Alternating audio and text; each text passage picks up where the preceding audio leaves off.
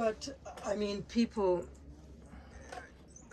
so I do think though that with the non-fake Aghori people that, alcohol and swear words and being mad and antisocial, I mean, those are real practices, right, in order to wake people up. Yeah. So that's missing.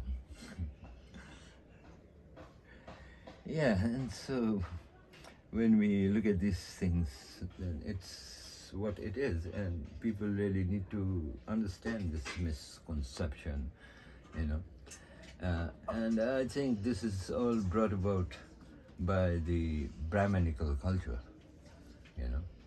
how the Brahmins have been really trying very hard in order to push their, created religion, And extreme views Yes. of, pure and impure and good and bad and high caste, low caste, all of these all the ideas, dualist thinking. To dominate people so that they can become the highest, because that's what they believe in. The Brahmins are the highest, and then we have the others down there. And so they all have to follow the rules. Who made this rules? The Brahmins, not gods. Nobody, right? It's humans. And such, under such, because they have written this down in their books, like the Manusmriti. That's one book. That's the book of law, Manu's law. Manu they regard as the first human being, like in Bible. Purushaman. Yeah, like in Bible we have Adam. So Manush, and so Manu is the first son of Brahma. And so he made the laws. That's what they write in the books. And all these laws, what they have made is all bogus, like they are all hurting humanity. They're, destroying their lives, destroying their culture, their real religion, what they were practicing. So all this have been really manipulated, from a very long time. Since the time of Buddha, we can say that. The Pandits, the Brahmins were influencing and trying to change things, which they succeeded in a way, writing fantastic stories like Ramayana, calling it an epic, and then writing Mahabharata and calling it an epic, right? And which does not have any historical basis at all. Now, how can we believe in it, right? We believe in things that we see, right?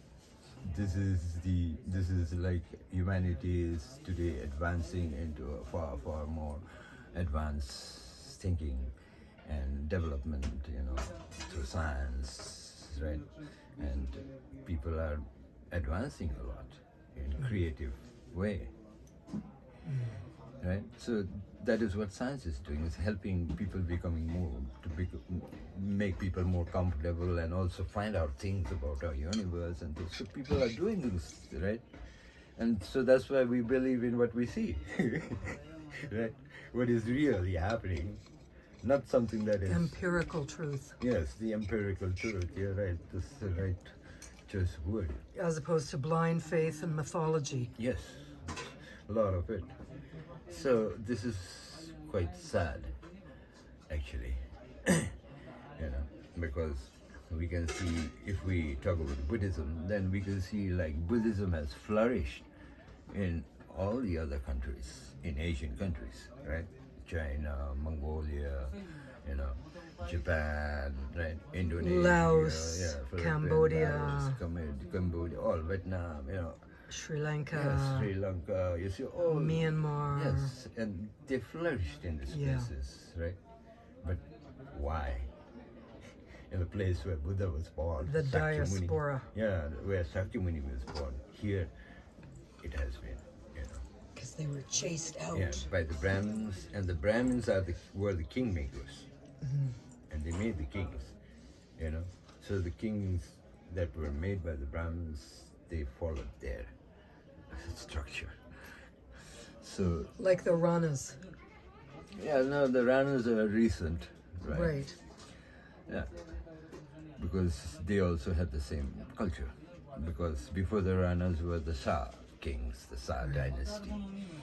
And obviously the pioneer, the one who, they say, amalgamated Nepal and brought all the kingdoms together and made one country, like one country. So that is Prithvi Narayan Sai. He was the first Shah king to do this. And he was always advised by the Brahmins. The astrologers, the Brahmin astrologers, and all, they were all surrounding him and advising him, and that's how he got influence also. And from that time also, and all the Brahmanical structure have been there in the government since then. And before that also, because it was just, I think, about 380, in the time of the Lichvis, when they were here, when they came here. That was the time when the Brahmins came to Nepal, because these people, they brought their gods, Vishnu. Before that there was no Vishnu. A form, a kind of Saivism was there from very ancient time, which people now call Saivism, but actually it was a different kind of a cult, that was the worship of the ancestors,